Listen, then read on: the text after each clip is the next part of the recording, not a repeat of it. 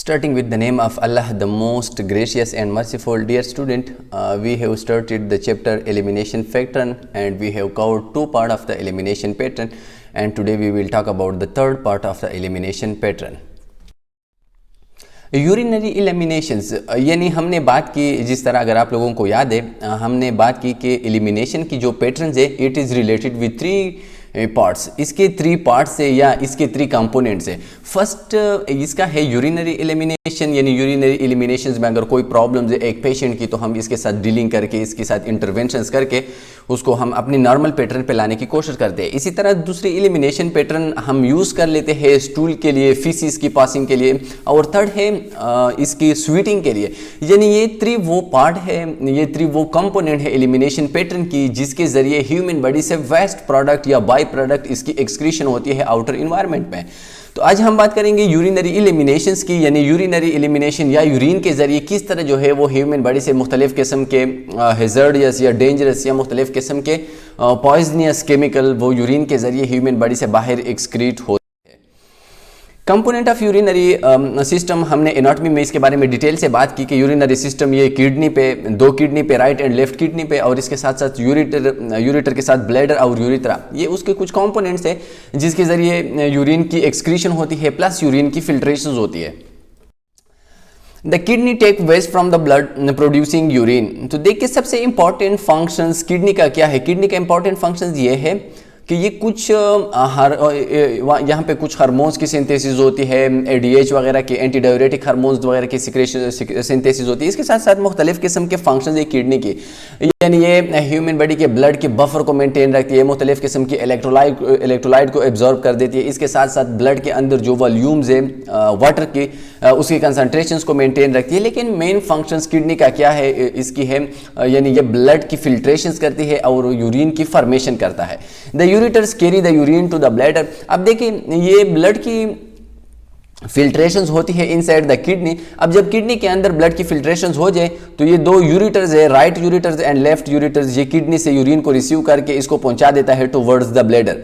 The bladder is a bag that stretch to store the urine and empty it when it's gets full. अब bladder क्या है? Bladder is a storage. Bladder एक storage organ है जो urine को prolong times के लिए store कर लेता है, और when we feel a desire, when we feel an urge of urine, we may pass the urine outside with the help of urethra.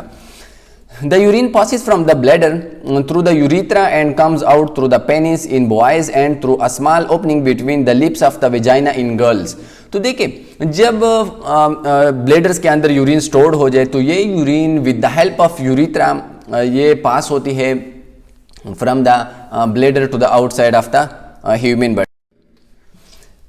Urine should be straw coloured to pale colour and clear without odours. ये urine की normal जो है इसकी characteristic है, normal इसकी जो है वो कलर है. इसके बारे में हमने प्रीवियस स्लाइड में भी डिटेल से बात की कि नॉर्मल यूरिन की कलर किस तरह होती है, और अगर इसमें मुख्तलिफ किस्म के चेंजेस आ जाए तो ये कलर की जो चेंजेस है ये कौन से डिजीज और कौन से प्रॉब्लम्स को शो करता है. तो नॉर्मल जो यूरिन का कलर है वो स्ट्रॉ कलर है या पेल येलो कलर का है, एंड क्लियर विदाउट ऑर्डर्स, इसकी कोई स्मेल नहीं होता.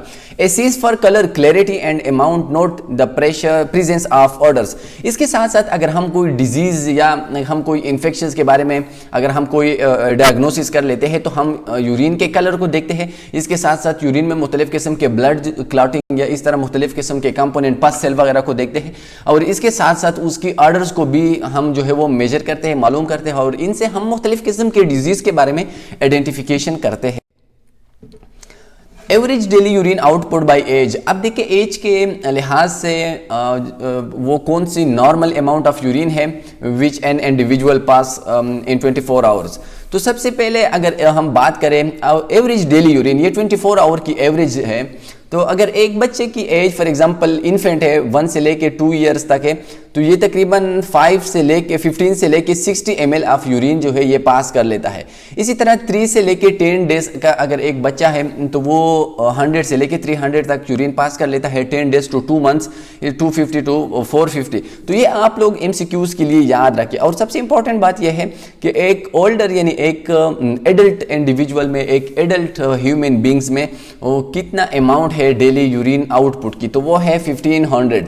यानी 1500 ये वो डेली नॉर्मल अमाउंट है विच एन एडल्ट मेल और फीमेल में पास, यानी एक एडल्ट मेल या फीमेल 24 आवर में 1500 ml यूरिन जो है उसको पास कर देता है। तो इसके साथ साथ ये जितने भी अमाउंट्स है इसको आप याद रखें, एज के साथ उसकी को रिलेशन है कि 1 से लेके 2 डेज के बच्चा जो है वो कितना यूरिन पास कर लेता है 24 आवर में। इसी तरह 1 से लेके 2 ईयर तक बच्चा कितना जो है वो यूरिन पास कर लेता है, और एक एडल्ट इंसान, एक एडल्ट ह्यूमन बीइंग 24 आवर में कितना यूरिन जो है इसको पास कर देता है। कॉमन यूरिनरी एलिमिनेशन प्रॉब्लम, यानी वो कौन से प्रॉब्लम्स है which is related with the elimination pattern, यानी वो कौन से प्रॉब्लम्स है जो यूरिन के आउटपुट, यूरिन के सिक्रीशंस के साथ साथ रिलेटेड है, या जिसकी वजह से यूरिन की सिक्रीशन, यूरिन के ट्रांसपोर्ट इसको जो है मुतासिर किया जाता है। तो सबसे पहले है यूरिनरी रिटेंशन। यूरिनरी रिटेंशन का मतलब यह है कि अगर एक पेशेंट जो है वो यूरिन पास नहीं कर सकता, इसके मुख्तलिफ किस्म के रीजन हो सकते हैं, जैसे कि फॉर एग्जाम्पल एक एडल्ट इंडिविजुअल है 60+ एक एज का पर्सन है जिसमें मोस्टली प्रोस्टेट हाइपरट्रॉपी बहुत ज़्यादा कॉमन होती है। तो प्रोस्टेट हाइपरट्रॉपी की वजह से वो यूरिन पास नहीं कर सकता, उसकी यूरिथ्रा बहुत ज़्यादा नेरो बन जाती है। इसके साथ साथ मुख्तलिफ किस्म के ब्रेन ट्रॉमा, हेड इंजरी, इसमें भी ये बहुत ज़्यादा कॉमन है कि जो है जो स्पिंटर्स है वो स्पिंटर इसी तरह कंस्ट्रिक्ट रहते हैं, उसको मैसेज नहीं मिलता और इसकी वजह से ये पेशेंट यूरिन पास नहीं कर सकता, जिसको हम कहते हैं यूरिनरी रिटेंशन, यानी the difficulty in passing urine is called urinary retention. Urinary tract infection, जिस तरह मुख्तलिफ किस्म के यूटीआई है जिसको हम यूटीआई कहते हैं, यूरिनरी ट्रैक इन्फेक्शन, जिसमें किडनी की इन्फेक्शन, यूरिटर के इन्फेक्शन, किडनी के इन्फेक्शन, मुख्तलिफ किस्म के ब्लेडर्स के इन्फेक्शन, जितने भी पार्ट है, जितने भी कंपोनेंट है यूरिनरी सिस्टम में, अगर वहां पे कोई इन्फेक्शन पाया जाए तो इसको हम कहते हैं urinary tract infection. Urinary incontinence, urinary incontinence का मतलब यह है the inability to control urine. अब कुछ पेशेंट इस तरह होते हैं कि वो अपनी यूरिन को कंट्रोल नहीं कर सकते। यूरिन फॉर एग्जांपल, यूरिन के लिए एक खास स्पेसिफिक टाइम्स होता है। फॉर एग्जांपल एक हेल्थी इंडिविजुअल है, वो 24 आवर में 3 या 4 टाइम यूरिन पास कर लेता है। अब उसके लिए कोई स्पेसिफिक टाइम होता है कि फॉर एग्जांपल मैंने 1 बजे, 2 बजे या 3 बजे मैंने यूरिन पास करना है, लेकिन कुछ इंडिविजुअल अगर प्रॉब्लम्स है वहाँ पे उसके नर्व सिस्टम में, उसके स्पिंटर्स में, तो वो यूरिन को कंट्रोल नहीं कर सकता, यानी थ्रू आउट द डे उससे यूरिन जो है इसकी एक्सक्रीशन जारी रहती है, जिसको हम कहते हैं यूरिनरी इनकॉन्टिनेंस, यानी the inability to control urine. Factor influencing urination, अब वो कौन कौन से फैक्टर है जो इफेक्ट करते हैं यूरिनेशन के प्रोसेस को, जो कि यूरिन की एक्सक्रीशन को, यूरिन की फॉर्मेशन को इफेक्ट कर सकता है। डिजीज एंड पैथोलॉजिकल कंडीशन, जाहिर बात है अगर कोई डिजीज है, जिस तरह मैंने आप लोगों के साथ बात की कि अगर प्रोस्टेट हाइपरट्रॉपी है, इसी तरह ब्रेन या नर्वस ट्रॉमा है, या इसी तरह अगर कोई स्पिंटर्स में प्रॉब्लम्स है, तो ये एक डिजीज है, पैथोलॉजिकल कंडीशन है, जिसकी वजह से नॉर्मल जो यूरिन की पैटर्न है, एलिमिनेशन की जो नॉर्मल पैटर्न है वो अफेक्ट हो सकती है। सोशियो कल्चर फैक्टर, कुछ सोशियो कल्चर फैक्टर भी हैं जो कि अफेक्ट कर सकती है यूरिनेशन के प्रोसेस को। फॉर एग्जांपल अगर आप किसी ऐसी जगह पे चली जाए जहां पे यूरिनेशंस के लिए कोई निज़ाम नहीं है, तो आप कंट्रोल करेंगे यूरिन को, आप जो है इसको होल्ड करेंगे, जिसकी वजह से भी प्रॉब्लम्स आ सकती है और ये भी यूरिनेशन के प्रोसेस को अफेक्ट कर सकता है। साइकोलॉजिकल कंडीशन, कुछ साइकोलॉजिकल फैक्टर भी है। फॉर एग्जांपल आप लोगों ने ऑब्जर्व किया होगा कि जब पेपर का टाइम्स होता है तो आप लोग बहुत ज़्यादा स्ट्रेस में होते हैं, तो आप लोगों को बार बार यूरिन की अर्ज या यूरिन की डिजायर फील होती है, आप बार बार वॉशरूम जाते हो, तो ये किसकी वजह से? ये एक साइकोलॉजिकल फैक्टर है जिसमें नर्वस सिस्टम एक्टिवेट होता है और आपको बहुत ज़्यादा जो है वो यूरिन की अर्जेंसी फील होती है। मसल ट्यून, मसल की ट्यून यानी ब्लेडर के जो मसल्स है इसके ट्यून्स, इसकी इंटेंसिटी पे भी डिपेंड कर सकती है। फ्लूइड बैलेंस, अगर फ्लूइड की जो बैलेंस है, एसिड बेस बैलेंस है या फ्लूइड की जो बैलेंस है, अगर इसमें कोई डिफिशियंसी आ जाए तो इसकी वजह से भी यूरिनेशन जो है वो बहुत ज़्यादा अफेक्ट हो सकती है। सर्जिकल प्रोसीजर, अगर कोई सर्जिकल प्रोसीजर की गई हो, प्रोस्टेट की कोई जो है लेप्रोस्कोपिक या ओपन सर्जरी की गई हो, ब्लेडर या किडनी, तो इसकी वजह से भी यूरिनेशन अफेक्ट हो सकती है। मेडिकेशन, कुछ मेडिकेशन इस तरह है जो कि बहुत ज़्यादा यूरिन को होल्ड कर देता है, या कुछ मेडिकेशन इस तरह जो बहुत ज़्यादा यूरिन की अर्जेंसी को या यूरिन की एक्सक्रीशन को बहुत ज़्यादा फेवरेबल बना लेते हैं। फॉर एग्जांपल आप लोगों ने देखा होगा Lasix, अगर एक पेशेंट की बीपी बहुत ज़्यादा बढ़ जाए और हम उसको Lasix इंजेक्शन या Lasix की टेबलेट दे दे, तो Lasix क्या है? Lasix एक वाज़ोडायलेटर है और इसकी वजह से उसकी डिज़ायर्स होती है, वो बहुत ज़्यादा यूरिन जो है वो पास कर लेता है। अब Lasix एक मेडिसिन है और इस मेडिसिन की वजह से भी यूरिनेशन अफेक्ट हो सकती है। डायग्नोस्टिक एग्जामिनेशन, मुख्तलिफ किस्म के डायग्नोस्टिक एग्जामिनेशन भी है जो कि इफेक्ट कर सकती है। फॉर एग्जांपल अगर आप एक पेशेंट को मुख्तलिफ किस्म के कलर दे दें, कंट्रास्ट दे दे, जो कि मुख्तलिफ किस्म के CT स्कैन, MRIs के दौरान एक पेशेंट के डायग्नोसिस के लिए दी जाती है, तो ये भी इसी तरह बेरियम सोल्यूशन भी देती है एज ए कंट्रास्ट। तो ये वो केमिकल्स है जो अफेक्ट कर सकती है यूरिनेशन के प्रोसेस। अल्टर्ड यूरिनरी एलिमिनेशन, अब वो कौन सी डिजीज है, वो कौन से कंडीशंस है, वो कौन से एबनॉर्मल कंडीशंस है जो कि रिलेटेड है एलिमिनेशन, यूरिनरी एलिमिनेशन के साथ, बहुत ज़्यादा इंपॉर्टेंट है। ये जितनी भी यहाँ पे कॉन्सेप्ट है ये बहुत ज़्यादा इंपॉर्टेंट है। डिफरेंट टाइम पे डिफरेंट सिचुएशन में आप लोगों का इसके साथ सामना होगा, तो आप इसको अच्छी तरीके से अंडरस्टैंड करने, अच्छी तरीके से मेमोराइज करने की कोशिश करें। अक्सर एमसीक्यूज में आ जाते हैं कि what is frequency, what is nocturia, what is dysuria, what is enuresis, तो ये वो कॉन्सेप्ट है जो कि बहुत ज़्यादा इंपॉर्टेंट है। अब देखिए फर्स्ट अल्टर्ड कॉन्सेप्ट क्या है, frequency is the voiding more than normal with frequent interval. For example अगर एक बंदा, एक इंडिविजुअल अपनी डेली लाइफ में, अपनी हेल्थी लाइफ में फॉर एग्जाम्पल वो 2 दफ़ा दिन में जो है वो यूरिन पास कर देता है। अब अगर इसको कोई डिजीज आ जाए और इस डिजीज की वजह से फॉर एग्जाम्पल वो 4 दफ़ा या 5 दफ़ा यूरिन पास कर लेता है, तो उसको हम कहते हैं frequency. Nocturia is voiding 2 or 3 times at night.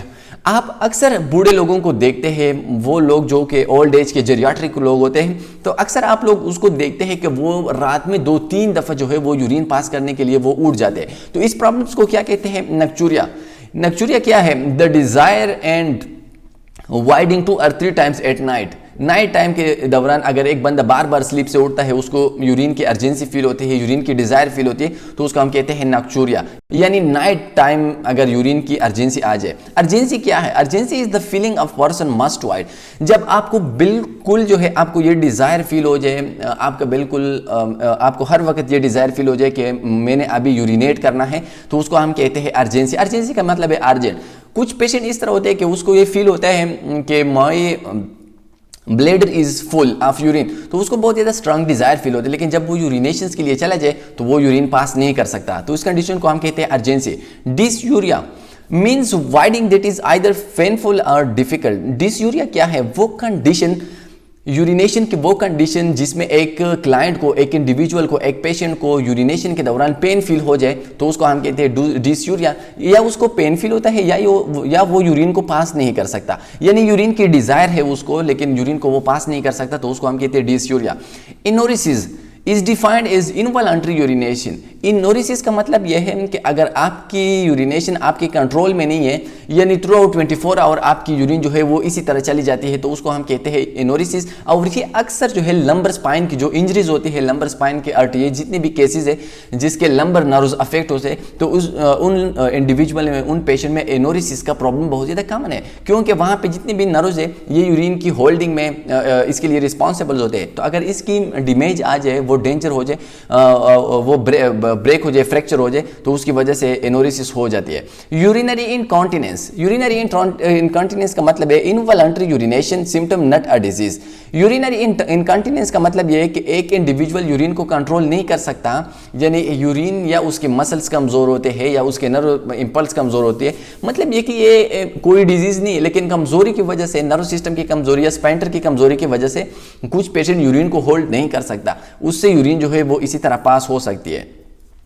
Urine retention, accumulation of urine in the bladder and become over distant. जब यूरिन की एक्यूमुलेशन हो जाए, यूरिन जो है वो स्टोर हो जाए ब्लैडर के अंदर और ब्लैडर जो है वो डिस्टेंट हो जाए, ब्लैडर जो है वो इसी तरह बढ़ जाए, तो उस कंडीशन को हम कहते हैं urine retention. Hypospadiasis, a birth congenital defect in which the opening of the urethra on the underside of the penis। तो देखिए अक्सर आप लोगों ने देखा होगा कि जो पेनिस है, पेनिस में जो यूरिथ्रा है या यूरिथ्रा की जो ओपनिंग है ये बिल्कुल सेंटर ऑफ द पेनिस, ये इसके दरमियान बिल्कुल इसके सेंटर्स में होते हैं, लेकिन कुछ बच्चों में ये एक कंजेनिटल प्रॉब्लम जो पैदाइश के वक्त उसकी ये ओपनिंग यानी ये यूरिथ्रल ओपनिंग बिल्कुल ये जो है वो नीचे सरफेस पे इसी साइड पे हो जो है वो नेचुरली ये पैदाइश के वक्त ये बन जाता है, जिसको हम कहते हैं हाइपोस्पेडियसिस।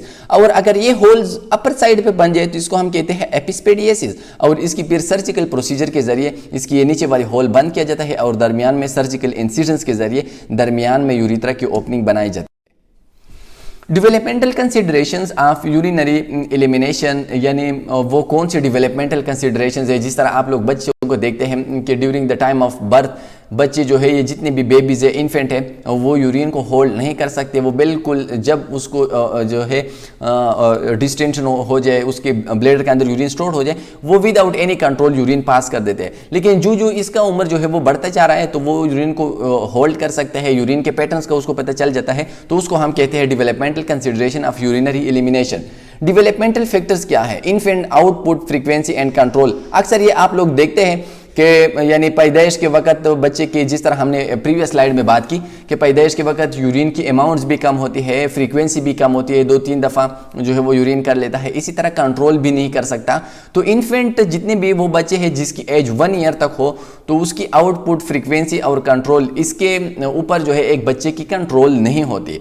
प्री स्कूल, यानी प्री स्कूल का मतलब यह है अंडर 4 ईयर या अंडर 5 ईयर जितने भी बच्चे हैं उसको हम कहते हैं preschool. Independent toileting, modelling and reminders, यानी इंडिपेंडेंट टॉयलेट, ये खुद टॉयलेट जा सकते हैं without the supervision of anyone, ये खुद टॉयलेट जाके खुद यूरिनेशन कर सकते हैं। मॉडलिंग का मतलब ये कि वह मुख्तलिफ लोगों को जो है एज ए मॉडल बना लेता है, मुख्तलिफ लोगों की जिस तरह पैटर्न्स होते हैं इसको वो अडॉप्ट कर लेता है। रिमाइंडर का मतलब यह है कि उसको पता चल जाता है कि अभी मैंने यूरिन पास करना है, यानी वो खुद भी बता सकते हैं, अपने मोम्स को भी बता सकते हैं कि मुझे अभी यूरिन की अर्जेंसी फील हो रही है, मुझे बाथरूम जो है लेके जाओ। तो मतलब यह है कि प्री स्कूल के बच्चों में थोड़ा सा ये डेवलप हो जाती है, उसमें ये बिहेवियर जो है आ जाती है। इसी तरह अगर हम स्कूल एज की बात करें, स्कूल एज की जो एज है 5 से लेकर अप्रॉक्सीमेटली 11 या 12 ईयर्स तक, तो इसमें पैटर्न्स का भी इसको पता चल जाता है। In enuresis, involuntary voiding of urine and nocturnal enuresis, यानी इस एज में अक्सर आप बच्चों को देखते हैं कि वो नक्टर्नल एनोरेसिस कर लेते हैं, यानी रात के वक्त इससे खुद बहुत जो है विदाउट एनी कंट्रोल उससे यूरिन पास होता है, जिसको हम कहते हैं नक्टर्नल एनोरेसिस।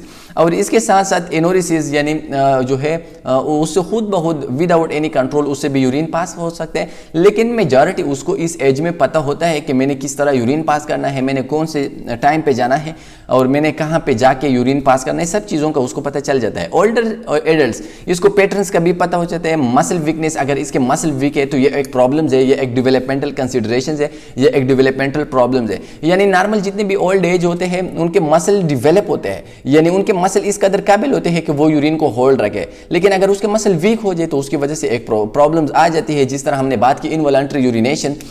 इसके साथ साथ नक्टर्नल फ्रीक्वेंसी, नक्टर्नल यानी अक्सर ओल्ड एज के लोग आप देखते हैं कि वो रात के वक्त यानी नाइट के वक्त तो 3 दफ़ा जो है वो वॉशरूम जाते हैं, वॉशरूम को अटेंड कर लेते। तो ये एक डेवलपमेंटल प्रॉब्लम्स है, यानी ये एक डेवलपमेंटल कंसिडरेशन है जिसको हम अपने इंटरेस्ट में लेते हैं। और इस तरह अगर एक इंडिविजुअल की कोई प्रॉब्लम्स हो तो हम उसके रिलेटेड उसको जो है इंटरवेंट करें, उसको जो है टेक्निक्स बता दें, उसको करें।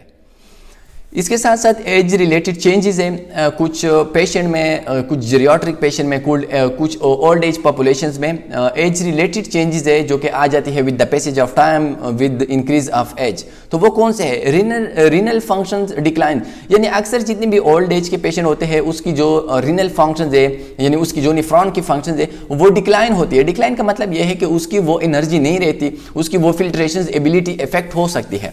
इम्पेयर्ड एक्सक्रीशन ऑफ ड्रग्स, और इसी तरह अगर हम ओल्ड एज के पेशेंट को थोड़ा सा भी ओवरडोज दे दे, थोड़ा सा भी एक ड्रग जो है उसकी ज़्यादा क्वांटिटी दे दे तो उसकी एक्सक्रीशन नहीं होती, क्योंकि उसके निफ्रॉन इतने फंक्शनलाइज नहीं होते कि वो उसको प्रॉपर तरीके से जो है वो एक्सक्रीट करे। तो इस तरह आप लोगों ने कोशिश करना है कि जितनी भी ओल्ड एज की पॉपुलेशन है उसको प्रॉपर जो है एक स्पेसिफिक क्वांटिटी में उसको मुख्तलिफ किस्म के टैबलेट्स, मुख्तलिफ किस्म के ड्रग्स देने हैं। ब्लेडर मोर फाइब्रस, इसके साथ साथ ब्लेडर की जो वाल्स है, ब्लेडर की जो लेयर्स है वहाँ पे फाइब्रस टिश्यू की फॉर्मेशन बन जाती है।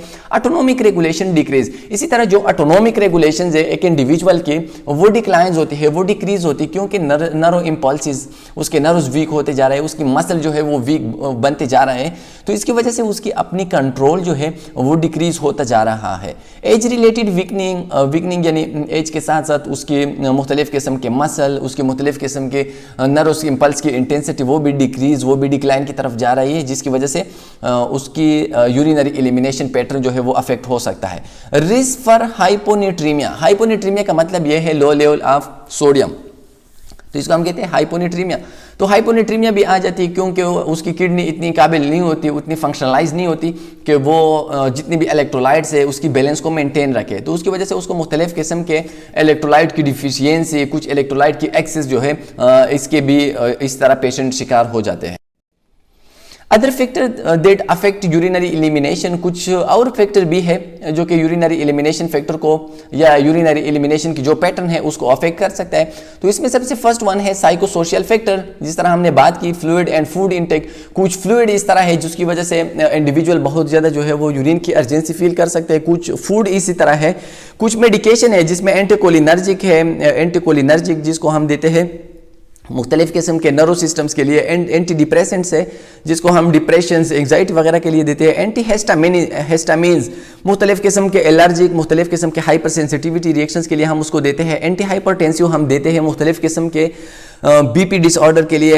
एंटी पार्किंसंस यानी अगर एक इंडिविजुअल के उसकी जितनी भी ऑटोनोमिक रिएक्शंस है, उसकी जितनी भी हाथ पाँव, इसकी पेरिफेरी की जितनी मूवमेंट्स है, अगर ये उसकी अंडर कंट्रोल नहीं है तो उसको हम कहते हैं पार्किंसन डिजीज़। इस तरह beta adrenergic and opioids, beta adrenergic मुख्तलिफ़ किस्म के बीपी पेशेंट्स के लिए हम देते हैं। इस तरह मुख्तलिफ़ किस्म के ऑपियोइड्स है, ऑपियोइड्स हम देते हैं पेन किलर के एज ए पेन किलर।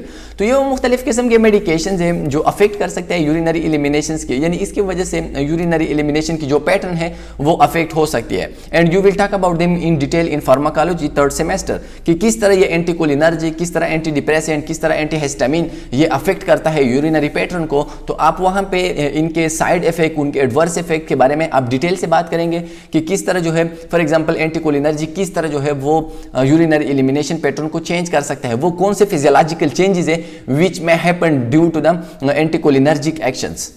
इसी तरह मसल ट्यून्स है, पैथोलॉजिकल कंडीशन अगर मसल ट्यून्स है, मसल वीकनेसेस है, ओल्ड एज के पेशेंट है तो इसमें भी ये प्रॉब्लम बहुत ज़्यादा कॉमन है। पैथोलॉजिकल कंडीशन है, सर्जिकल एंड डायग्नोस्टिक प्रोसीजर्स है, ट्रॉमा है, स्पाइनल कार्ड इंजरीज है, जिस तरह हमने बात की कि अगर लंबर स्पाइंस की इंजरी आ जाए तो इसमें कॉमन है मोस्टली यूरिनरी पैटर्न की प्रॉब्लम। असेसिंग यूरिनरी फंक्शंस, किस तरह हम यूरिनरी फंक्शन को असिस करेंगे। Determine normal wording pattern and frequency, हम पेशेंट से पहले जो है इसके नॉर्मल बिहेवियर के बारे में बात करेंगे कि फॉर एग्जांपल डिजीज से पहले आप एक दिन में कितनी दफ़ा जो है वो यूरिन को पास करते थे और उसकी नॉर्मल क्वांटिटी कितनी थी। अपीयरेंस ऑफ यूरिन, हम यूरिन की अपीयरेंस के बारे में उससे पूछेंगे। रिसेंट चेंजेस, यानी हम उससे पूछेंगे कि यूरिन के कलर में कोई चेंजेस तो नहीं आई, अगर ये चेंजेस आई है तो ये कितने टाइम से ये चेंजेस जो है आज आ गई है। इसी तरह हम पास्ट और current problem with urination, burning, urgency, हम उससे पूछते हैं कि पहले आपको कोई इसी तरह यूरिनेशन की प्रॉब्लम्स तो नहीं थी, बर्निंग यानी painful urination, burning sensation during urination या अर्जेंसी, इस तरह कोई प्रॉब्लम्स तो नहीं थी। अब ये प्रॉब्लम मुख्तलिफ किस्म के इन्फेक्शन, मुख्तलिफ किस्म के पैथोलॉजिकल कंडीशन को शो कर देता है। प्रेजेंस ऑफ इन आस्टोमी, आस्टोमी बैग्स, मुख्तलिफ किस्म के आस्टोमी बैग्स जो है वो पास किए जाते हैं जिसकी वजह से यूरिनरी एलिमिनेशन की पैटर्न को जो है वो अफेक्ट किया जा सकता है। आस्टोमी बैग क्या है, अगर ब्लेडर के जरिए होल बना के वहाँ पे बैग लगाया जाए या इसी तरह इंटेस्टाइन्स के अंदर होल बना के बैग लगाया जाए तो इसको हम कहते हैं कोलास्टोमी ट्यूब या ostomy tube. Factor influencing elimination pattern, जिस तरह हमने मुख्तलिफ किस्म के फैक्टर्स के बारे में बात की, यानी साइकोसोशल प्रॉब्लम्स या मुख्तलिफ किस्म के वो प्रॉब्लम्स है जो कि काज कर लेती है मुख्तलिफ किस्म के यूरिनरी प्रॉब्लम्स को, तो इसके बारे में भी हम एक पेशेंट से, एक इंडिविजुअल से पूछेंगे। असिसमेंट, हम असिसमेंट किस तरह करेंगे, यानी सबसे पहले हम इस इंडिविजुअल से पूछेंगे, उससे जो है वो ऑब्जेक्टिव सब्जेक्टिव क्वेश्चन करेंगे और इस क्वेश्चन के रिजल्ट में हम पहुंच जाएंगे टुवर्ड आवर डायग्नोसिस। यानी नर्सिंग हिस्ट्री, सबसे पहले हम एक पेशेंट से कंप्लीट उसकी यूरिनेशन की पैटर्न के हम कंप्लीट उसकी हिस्ट्री लेते हैं। Voiding pattern, description of urine for any changes, यानी उसकी वाइडिंग पैटर्न क्या है, 24 आवर में कितनी दफ़ा वो यूरिन पास कर लेता है, इस तरह यूरिन की कलर किस तरह है। यूरिनरी एलिमिनेशन प्रॉब्लम, यानी यूरिनरी एलिमिनेशन के दौरान उसको कौन कौन से प्रॉब्लम फेस करना पड़ते हैं। Presence of urine diversion, urinary diversion क्या है, कलर में कोई चेंजेस आ गई है, फ्रीक्वेंसी में कोई चेंजेस आ गई है, ऑर्डर में कोई चेंजेस आ गई है। तो इस तरह हम पेशेंट से क्वेश्चन करेंगे और अगर वो हमें कुछ बता दे तो वो इनके प्रॉब्लम्स को शो कर लेते। फॉर एग्जाम्पल अगर एक पेशेंट हमें बता दे कि मेरे यूरिन में इसी तरह वाइट पास आ जाता है तो हम उससे ये अंदाज़ा लगाएंगे कि शायद उसके यूरिनरी सिस्टम्स के अंदर कोई यूटीआई हो, कोई यूरिनरी ट्रैक इन्फेक्शन हो। Physical assessment, inspection, palpation, percussion and auscultation, यानी इंस्पेक्शन हम उसको देखेंगे, उसकी डिहाइड्रेशन स्टेटस को देखेंगे, उसकी स्क्लेरा को देखेंगे, उसके मुख्तलिफ किस्म के पार्ट्स को देखेंगे ह्यूमन बॉडी के, और उनसे हम अंदाज़ा लगाएंगे कि द पेशेंट इज़ डिहाइड्रेटेड और नॉट। और अगर वो डिहाइड्रेटेड है तो हम उससे क्वेश्चन करेंगे कि आपको कौन से प्रॉब्लम है, आप या फ्लूइड नहीं लेंगे या आपकी फ्लूइड की एक्सक्रीशन आपकी बॉडी से बहुत ज़्यादा हो रही है। इसी तरह पल्पेशन है, यानी हम पल्पेट कर लेते हैं with the finger tips, percussion कर लेते हैं हम रेजोनेंस के जरिए कोई प्रॉब्लम जो है इसकी ब्लेडर्स की डिस्टिंक्शंस, ब्लेडर्स की प्रॉब्लम्स को हम आइडेंटिफाई कर सकते हैं। और auscultation with the help of stethoscope, अगर हम जो है कोई प्रॉब्लम आइडेंटिफाई करने की कोशिश करें तो उसको हम कहते हैं अस्कल्टेशन। ये फिजिकल असेसमेंट के 4 टेक्निक्स है। एसेसिंग यूरिन, यानी हम यूरिन के, अगर एक पेशेंट के हम यूरिन सैंपल को देखें तो उसमें भी हम मुख्तलिफ किस्म के प्रॉब्लम्स को देख सकते हैं। फॉर एग्जांपल यूरिन की कलर को देखेंगे, नॉर्मल, अब यूरिन की कलर ट्रांसपेरेंट है। Normal kidney produce urine at the rate of 40 to 60 ml per hour और 15 to 200 ml पर डे। यानी नॉर्मल हम उसकी यूरिन की जितनी भी क्वांटिटीज़ है उसको हम देखेंगे कि वो 1 आवर में कितना यूरिन पास कर लेता है या 24 आवर में वो कितना यूरिन पास कर लेता है। और अगर ये एबनॉर्मेलिटीज़ यहाँ पे आ जाए, डिविएशंस आ जाए, तो ये मुख्तलिफ किस्म के डिजीज़ को शो कर लेता है। Sterility, no micro organism present, glucose not present, blood not present, epithelial cell not present, measuring urine output and collecting urine specimen. तो ये वो मुख्तलिफ किस्म की क्वालिटीज़ है जो कि एक नॉर्मल इंडिविजुअल के यूरिन में प्रेजेंट होती है। यानी अगर आपको MCQs में आ गया कि sterility of normal urine is micro organism present, micro organism absent, तो आप लोग आंसर जो है उसको क्लिक करेंगे नो माइक्रो ऑर्गेनिज्म। इसी तरह नॉर्मल यूरिन में ग्लूकोज प्रेजेंट होता है कि नहीं? No, there is no glucose present inside the normal urine. इसी तरह there is no blood and there is no epithelial cell. तो ये एक नॉर्मल इंडिविजुअल के यूरिन की असेसमेंट है, उसके यूरिन की जो सैंपल है उसकी असेसमेंट है, जिससे हम उसके यूरिनरी प्रॉब्लम्स के बारे में हम डायग्नोसिस बना सकते हैं।